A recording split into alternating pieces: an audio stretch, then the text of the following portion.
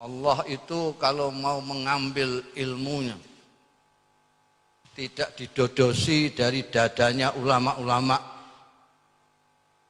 lalu ulamanya masih hidup, ilmunya dibawa, ditarik kembali, tidak. Tapi biqabdil ulama, dengan mengambil ulamanya itu sendiri. Kiai Hasyim Asy'ari diambil Kiai Hasyim Asy'arinya dan ilmu hadisnya dan ilmu-ilmu lainnya. Kiai Wahab Hasbullah diambil ilmu-ilmunya. Kiai Bisri Samsuri diambil Kiai Maimun Zubair dengan ilmu tafsirnya, ilmu hadisnya, ilmu tasawufnya, ilmu-ilmu yang sekian banyaknya diambil bersama Kiai Maimun Zubair. Sekarang orang pada menangisi kehilangan Kiai Maimun. Sekarang ini 40-an hari malam ini banyak sekali di Purwodadi, di Pati, di mana-mana dengan caranya sendiri-sendiri. Ada yang selawatan, ada yang tahlilan. Di sini ada yang menyampaikan ungkapan-ungkapan dengan ungkapan-ungkapan indah para penyair.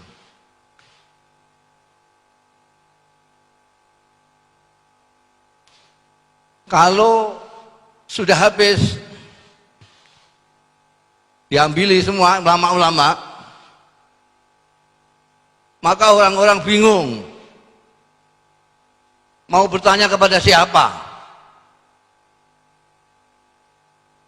mau mengangkat pemimpin siapa, mencari pedoman siapa, karena sudah langka ittakhadzan nasu ru'usan juhalan, maka orang bodoh-bodoh dimintai fatwa. Orang bodoh cirinya adalah mudah berfatwa. Ditanya nggak ditanya fatwa terus saja.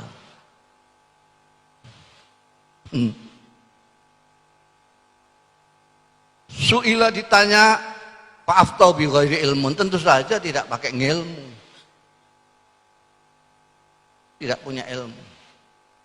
Suka fatwa tapi bulet enggak karu-karuan, orang tambah bingung mendengar fatwanya. Al-Imam Qadhi Iyad yang hidup pada abad ke-5 Hijriah.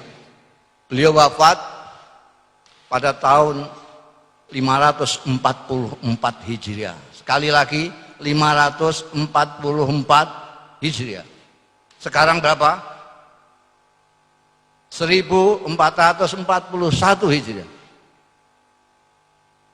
Qadhi Iyad yang hidup pada abad ke-5 itu sudah mengatakan bahwa saat ini apa yang didhawuhkan Kanjeng Nabi sudah terjadi. Artinya sudah langka ulama, sudah langka tuntunan, sudah langka orang arif, yang ada orang-orang bodoh yang mulia mulutnya, mulia tulisannya, tapi tidak mulia perilakunya. Itu 5 abad yang lalu. Pada waktu itu masih banyak ulama-ulama yang hebat. Ulama-ulama mazhab, ulama hadis, ulama banyak sekali pada waktu itu. Itu Qadhi Iyad sudah mengatakan begitu. Sekarang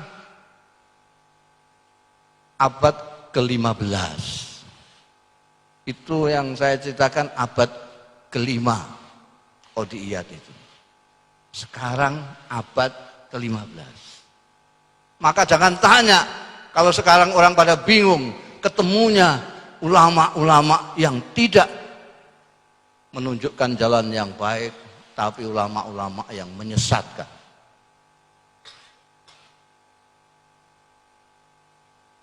Kalau orang alim, ngerti fikih, ngerti hadis, hafal Quran banyak sekali. Tapi yang mengamalkan itu, yang arif, seperti Hadratus Syekh Kiai Maimun Zubair, Anda mencari di Indonesia ini seperti mencari jarum di tempat yang di jerami. Kiai Maimun Zubair itu ilmunya tidak hanya pada ngendikannya, tidak hanya pada tulisannya, tapi pada dirinya. Al-Quran tidak dari mulutnya saja, tapi dari lakunya. Maka tidak heran kalau seluruh Indonesia, yang santri atau tidak yang santri, yang beragama Islam atau tidak, yang pejabat atau yang rakyat jelata, semuanya menangisi kepergian Kiai Maimun Zubair. Mautul alim, mautul alam.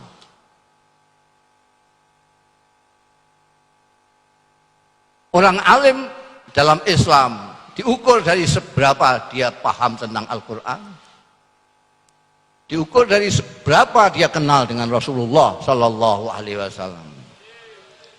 Pengenalan itu tidak dari pengakuan, tapi dari perilakunya. Kalau dulu para sahabat, baik yang membaca Quran atau yang tidak, bisa melihat Al-Quran itu dari Rasulullah Sallallahu Alaihi Wasallam, belakangan itu ditunjukkan oleh ulama-ulama. Tapi ulama-ulama itu sudah tidak jelas maknanya sekarang ini. Karena itu saya tidak pernah menggunakan kata-kata ulama. Entah masih ada stoknya apa enggak.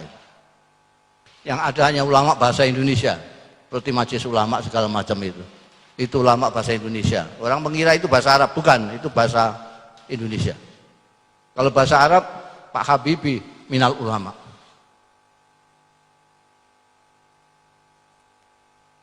Kalau di Indonesia yang masuk di MU itulah yang ulama, meskipun bekas penyanyi.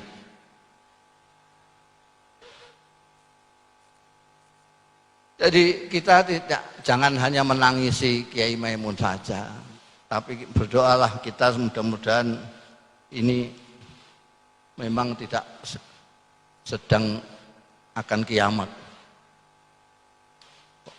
Belum 40 hari kok. Orang alim lagi diambil, sak ngilmunya, ngilmu pesawatnya barang dibawa, ilmu sosialnya diambil semuanya. Jangan hanya menangis saja, tapi mari sedapat mungkin kita mencuplik sedikit dari amaliyah dari Kiai Maimun Zubair. Kiai Maimun Zubair itu saudaranya tidak hanya yang semuslim, apalagi yang se-P3, apalagi yang se-NU. Saudaranya lah sekemanusiaan. Anda bisa melihat sendiri Kiai Maimun memperlakukan siapa saja. Karena Allah, beliau paham Allah memuliakan manusia. Walaqad karramna bani Adam. Mudah-mudahan nanti ini putra-putranya, ini ada Gus Ghafur. Kita doakan mudah-mudahan kalau alimnya sudah, ini malah doktor. Kiai Maimun tidak pakai doktor. Beliau doktor dari Al-Azharus Syarif. Jadi kita doakan beliau juga bisa menjadi contoh seperti Mbah Maimun. Jadi bisa menolong orang-orang yang tidak begitu paham tentang Quran, tidak begitu kenal dengan Rasulullah Sallallahu Alaihi Wasallam, ditolong dengan perilakunya. Dibanter-banter selawat itu, kok gak pati ikhlas selawat.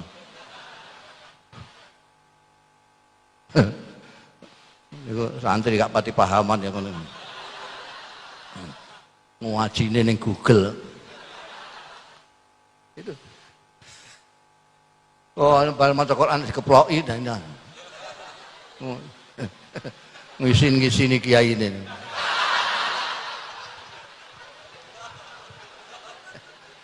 Jadi nanti kita dengarkan bagaimana para penyair yang biasanya lembut hatinya, dia merasakan dan bisa mengungkapkan. Kita juga bisa merasakan, tapi kadang-kadang kita sulit mengungkapkan apa yang ada di diri kita sendiri.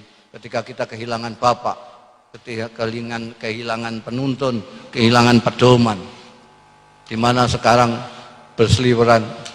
Jangan-jangan saya khawatirnya kan ini memang sudah kembali zaman jahiliyah lagi.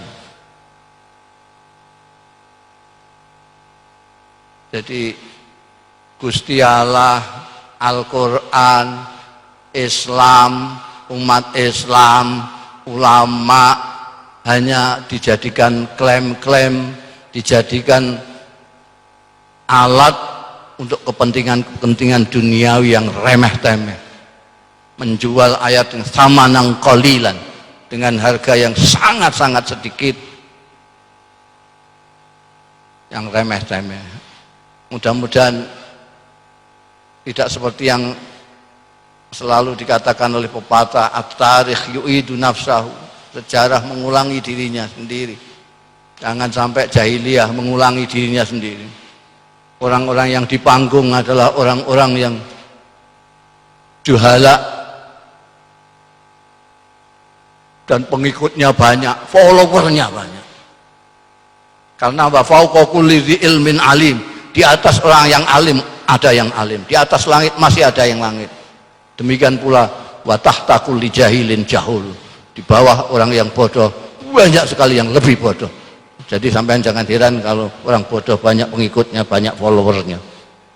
Demikian, mudah-mudahan kita dapat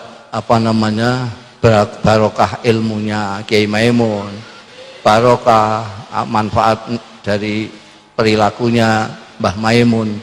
Kita akan kaji setiap haul, nanti kita akan kaji terus menerus apa yang pernah disaksikan oleh orang-orang yang menangi beliau, apa saja perilakunya, baik itu mengenai soal kemanusiaan, soal keislaman maupun yang lain-lain. Demikian, kurang lebihnya mohon maaf. Assalamualaikum warahmatullahi wabarakatuh. Subhanallah walhamdulillah.